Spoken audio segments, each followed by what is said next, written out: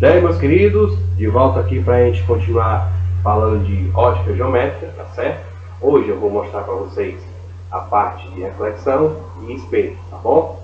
Primeiro lembrar, como eu sei o que é reflexão, né? Da onde ela surge? Eu tenho o seguinte, reflexão é quando a luz vem de um local, né? Emite um raio de luz, e quando ela bate em um local, ela volta de forma inversa, tá certo? Isso eu chamo de reflexão.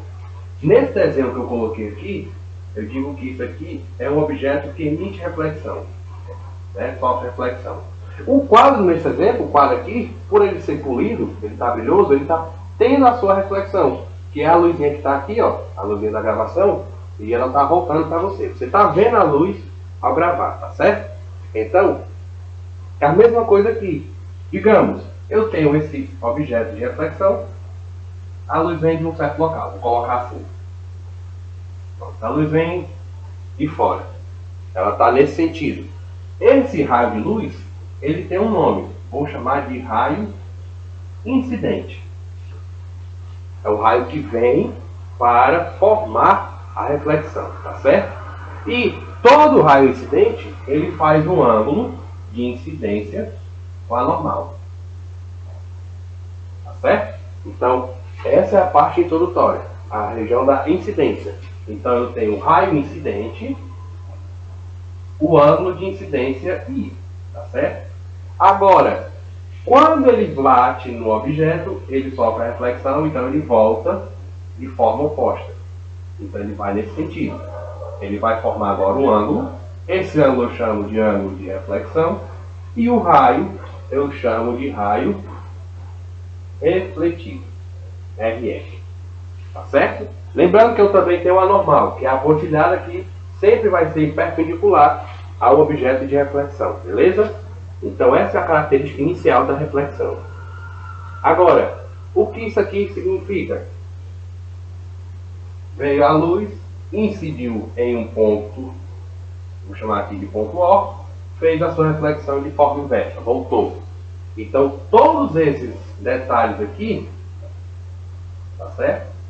O raio incidente, o raio refletido, o ângulo de incidência, o ângulo de reflexão, eles são possuídos, né? Eles estão contidos dentro de um lugar chamado, e a normal, essa normal aqui, eles estão contidos no plano, que é o plano aqui colocado. Ou seja, eles também são chamados de coplanares.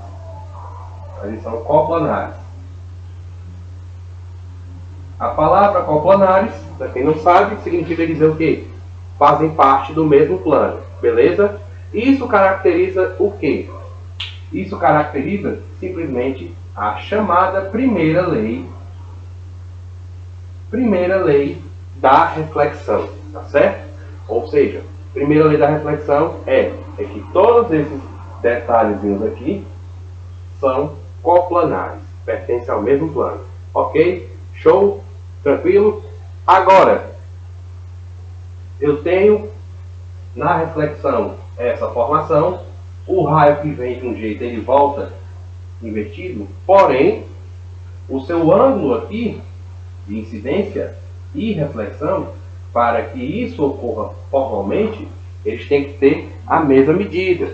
Ou seja, eu digo que o ângulo I é igual ao ângulo R para que a reflexão seja efetiva, tá certo?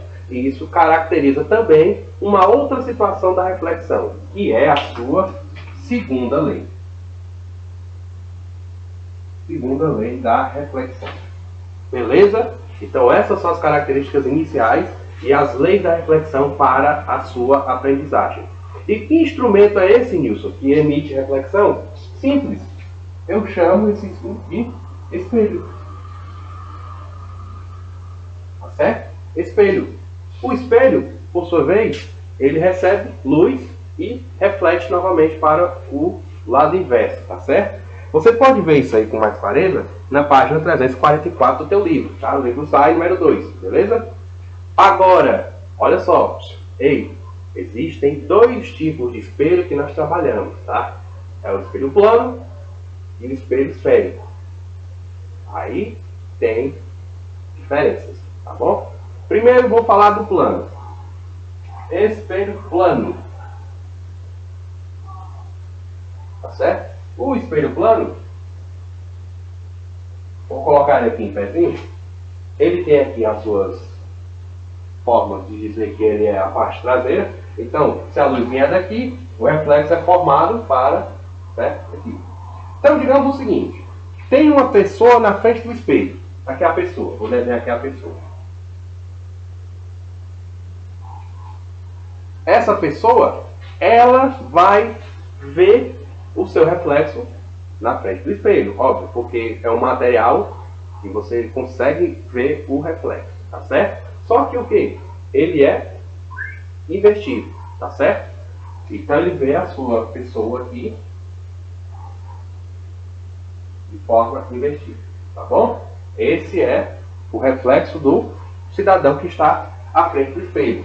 Mas para isso acontecer, como eu disse, no caso aqui, o ângulo são de medidas iguais, tanto I quanto R. Neste caso, eu preciso que a distância da pessoa ao espelho seja a mesma do espelho à sua imagem. Tá certo? Ok? Então, deixa eu só ajeitar aqui, colocar aqui a figura mais para cá para ficar uma coisa certa. Pronto. Pronto. Essa é. Eu vou chamar aqui de D1, distância 1, e aqui distância 2. Essas distâncias elas têm que ser iguais. Certo? Na caracterização do espelho plano. Agora, um detalhezinho básico.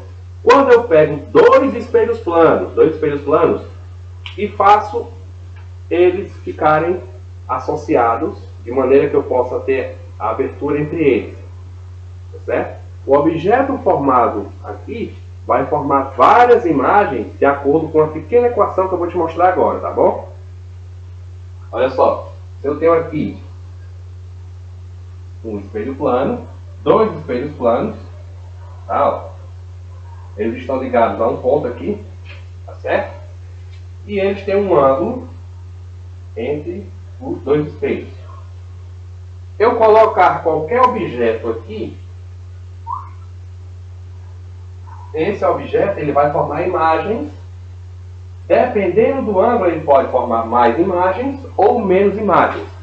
Como eu vou calcular essas imagens? Simples.